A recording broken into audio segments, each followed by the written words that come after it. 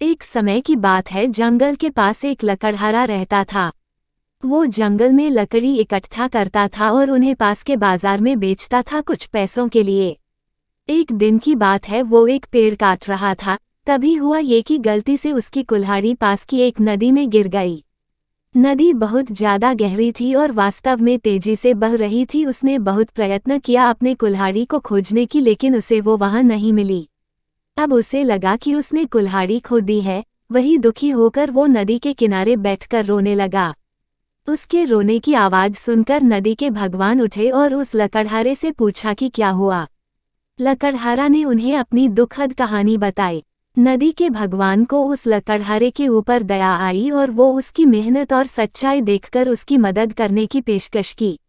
वो नदी में गायब हो गए और एक सुनहरी कुल्हाड़ी वापस लाया, लेकिन लकड़हारे ने कहा कि यह उसका नहीं है। वो फिर से गायब हो गए और अब की बार उन्होंने चांदी की कुल्हाड़ी लेकर वापस आए, लेकिन इस बार भी लकड़हारे ने कहा कि ये कुल्हाड़ी उसका भी नहीं है। अब नदी के भगवान पानी में फिर से गायब हो गए और अब की बार वो एक लोहे की कुल्हाड़ी के साथ वापस आ गए। लकड़ी का कुल्हाड़ी देखकर लकड़हारा मुस्कुराया और कहा कि यह उसकी कुल्हाड़ी है। नदी के भगवान ने लकड़हारे की ईमानदारी से प्रभावित होकर उसे सोने और चांदी की दोनों कुल्हाड़ियों से भेंट किया।